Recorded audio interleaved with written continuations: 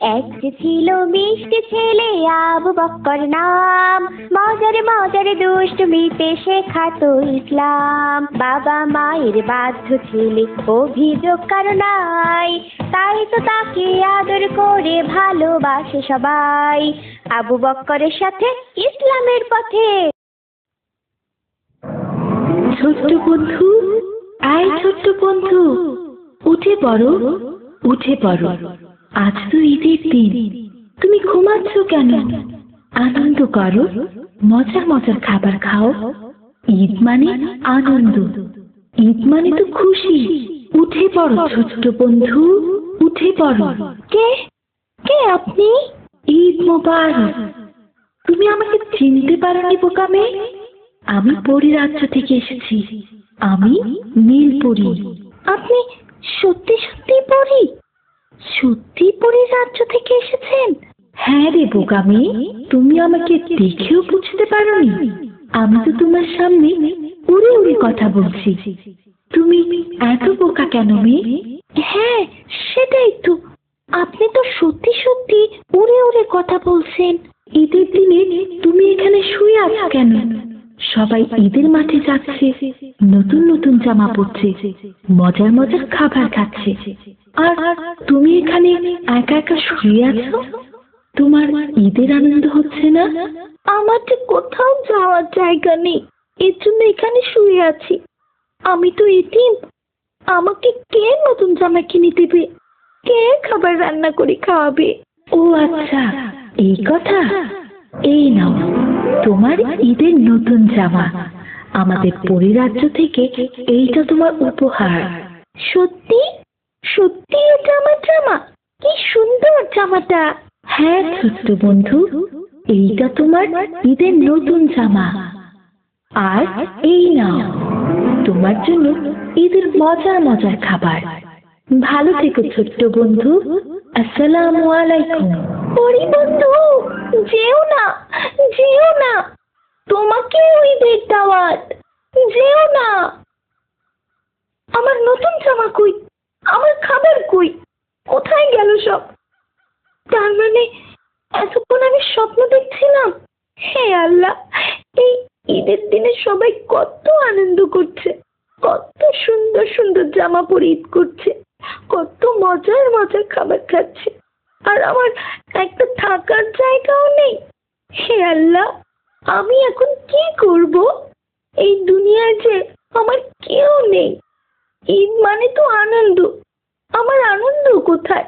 আমার জীবনে কি কোনো আনন্দ থাকবে না? আল্লাহ, ঈদ মোবারক। ঈদ মোবারক। তোমাকে খুঁজে খুঁজে আমরা হতাশ হয়ে গেছি একেবারে। আব্দুল্লাহ ডেকেছিল আমাকে, পরে অনেকক্ষণ গল্প করলো। ওর নাকি 2000 টাকার ঈদের হাদিয়া হয়েছে, ওর বাসায় সবাই ওকে হাদিয়া দিয়েছে। বাহ, তাহলে তো খুব ভালো। তুমি কত টাকা হাদিয়া পেয়েছো ভাই? আমার মোট 1250 টাকা হয়েছে ভাই। তোমার হাদিয়া কত হয়েছে? আমার 1550 টাকা হয়েছে। আপু বলেছে ঈদের নামাজ পড়ে বাসায় যাওয়ার পর আমাকে আরো 500 টাকা দিবে। তাহলে তো তোমারও 2000 টাকা হয়ে যাবে। হ্যাঁ ভাই, এই টাকা দিয়ে আমরা অনেক কিছু কিনতে পারবো, আজ অনেক মজা করতে পারবো। হ্যাঁ ভাই, আমি তো ভাবছি আমি একটা লাল ঘুড়ি কিনবো, আর একটা খেলনা রিমোট কন্ট্রোল গাড়ি কিনবো।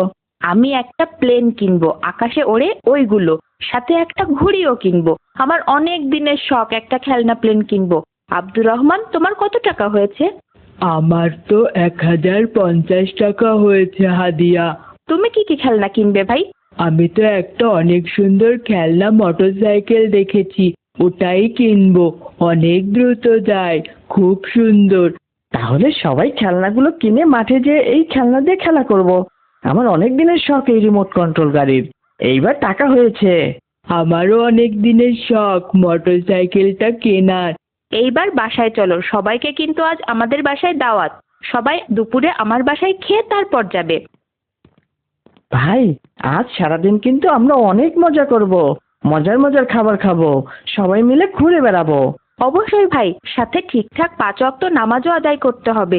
ঈদের মজা করতে করতে যেন নামাজের কথা ভুলে না যাই আমরা। হ্যাঁ ভাই, ইনশাআল্লাহ। এটা ভালো বলেছ।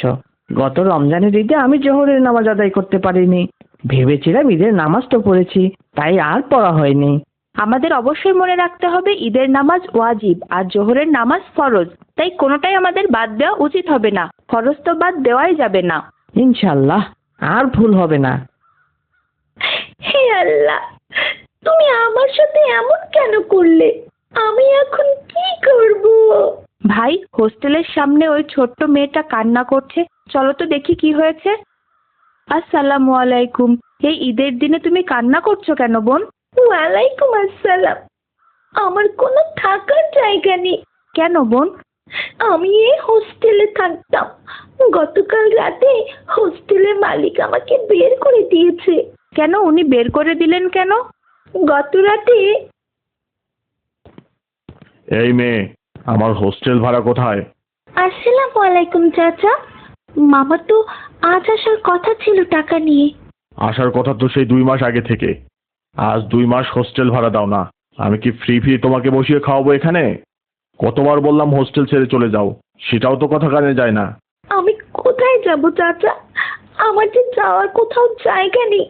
আপনি তো জানেন আমি এতিম। ছোটবেলা থেকে বাবা মা কেউ নেই। নানির কাছেই বড় হয়েছি। এতদিন নানি হোস্টেল ভাড়া দিতেন। 2 মাস যাবৎ নানি মারা গেছেন। আমাকে এসব শুনিয়ে লাভ নেই। এসব কথা অনেকবার শুনেছি।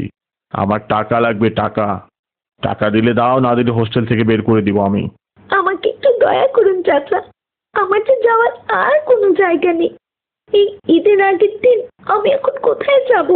তুমি কোথায় যাবে না যাবে সেটা আমার দেখে কাজ নেই। আগের 2 মাস সহ এই মাসের টাকা দিতে না পারলে আজকেই হোস্টেল থেকে বের করে দিব আমি। এত কথা বলে কোনো লাভ হবে না।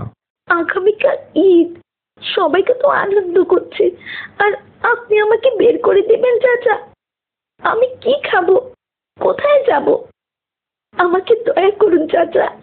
আমি এতিম মানুষ, আমার কেউ নেই চাচা। আমি এসব এতিম টেতিম বুঝি না বাপু। আমাকে টাকা দিলে দাও, না হলে বের হয়ে যাও। আমার এক কথা, আর যেন হোস্টেলে না দেখি। ভাড়া দিতে পারে না উনি, হোস্টেলে ফ্রি থাকবে। শখ কত ওনার। চাচা, আমাকে দয়া করুন। দয়া করে আমাকে বের করে দেবেন না। এই দুনিয়ায় আমার কেউ নেই। আমি এতিম। তোমার কথা শুনে আমার অনেক মন খারাপ লাগছে বোন। আল্লাহ নিশ্চয়ই তোমার একটা ব্যবস্থা করবেন ইনশাল্লাহ। ভাই আবু বকর, চলো তো। এইখানে বেশি লেট হলে কিন্তু আমরা একটা খেলনাও কিনতে পারবো না, সবাই কিনে ফেলবে। হ্যাঁ ভাই, পরে আর কেনাই হবে না, তাড়াতাড়ি চলো। ঠিক আছে, চলো যাই। জাজাকাল্লাহ, ঈদের দিনে এত মজার মজার খাবার খাওয়ানোর জন্য ধন্যবাদ ভাই। এবার চলো আবু বকর, মেলায় যে খেলনা কিনে নিয়ে আসি। আমি খেলনা কিনবো না ভাই, তোমরা যে কিনতে পারো। কেন ভাই? তুমি তো একটু আগেও বললে তুমি নাকি একটা খেলনা প্লেন কিনবে, এখন কিনবে না কেন ভাই? আমি যে টাকা হাদিয়ায় পেয়েছি ওগুলো দিয়ে রাস্তায় বসে কান্না করা ওই মেয়েটার জন্য একটা ঈদের নতুন জামা কিনবো। কি বলছো? আমরা সবাই খেলনা কিনবো, সবাই খেলনা দিয়ে খেলবো, আর তুমি কিনতে পারবে না? আমাদের খেলা দেখে তোমার মন খারাপ হবে না? কিছুটা তো মন খারাপ হবেই, কিন্তু একবার চিন্তা করো, ওই মেয়েটা এতিম, থাকার জায়গা নেই, ঈদের দিনেও একটা ভালো জামা নেই, ছেঁড়া একটা কাপড় পরে আছে। আমরা কত ভালো খাবার খাচ্ছি, আর ঈদের দিনেও না খেয়ে বসে আছে মেয়েটা।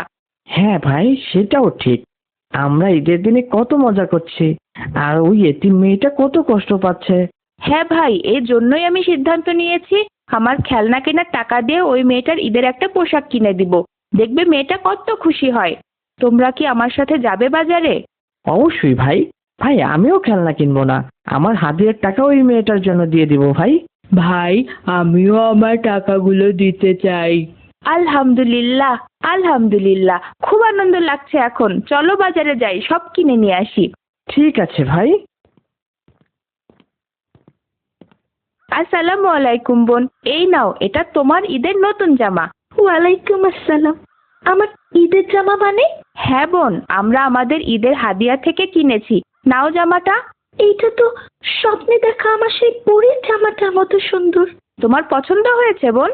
হ্যাঁ ভাইয়া, আজ ভোরে স্বপ্নে একই রকমের একটা জামা আমাকে পরী উপহার দিয়েছিল। একেবারেই সেই রকম। আমার অনেক অনেক পছন্দ হয়েছে ভাইয়া। এবার আমাদের সাথে আমাদের বাসায় চলো। আজ সারাদিন আমাদের বাসায় তোমার দাওয়াত। আমাদের সাথে তুমি ঈদ করবে। আমার মা অনেক মজার মজার রান্না করেছে, সেগুলো খাবে। আমি তো ভেবেছিলাম ঈদটা আমার না খেয়ে এখানে বসে বসেই কেটে যাবে, সবার মজা দেখে মনে হচ্ছিল আমিও যদি সবার মতো মজা করতে পারতাম। আল্লাহ আমার দোয়া কবুল করেছেন। আমাকে যেমন স্বপ্নে পড়ি উপহার দিয়েছিল, তোমরাও আমাকে তেমনই উপহার দিলে ভাইয়া। হ্যাঁ বোন, ঈদ মানে খুশি, ঈদ মানে আনন্দ। এই আনন্দ সবার, ধনী গরিব সবাইকে নিয়েই তো আমাদের আনন্দ হওয়া উচিত। এখন আমার অনেক ভালো লাগছে, সত্যি সত্যি ঈদের আনন্দ লাগছে। এইবার চলো আমাদের সাথে বোন। ঈদ হোক সবার, ঈদের আনন্দ ভাগাভাগি হোক সবার সাথে। ধনী গরিব এতিম মিসকিন সবার মুখে হাসি দিয়ে শেষ হোক প্রতিটি ঈদের দিন। ঈদের আনন্দ ছড়িয়ে যাক সবার হৃদয়ে হৃদয়ে। ঈদ মোবারক। সবাই কার্টুন বানিয়ে ঘরে বসে আয় করুন লক্ষ লক্ষ টাকা। যদি আপনার একটি ল্যাপটপ অথবা কম্পিউটার থাকে তাহলে আপনিও বানাতে পারেন আমাদের মতো মজার মজার কার্টুন গল্প। আমাদের রয়েছে cartoon making zoom live course. এই কোর্সের মাধ্যমে বানাতে পারেন ইসলামিক গল্প, রূপকথার গল্প, ভূতের গল্প, টুনটুনের গল্প সহ সব ধরনের কার্টুন গল্প। কোর্স ফি জানতে নিচে যে কোনো লিঙ্কে যোগাযোগ করুন।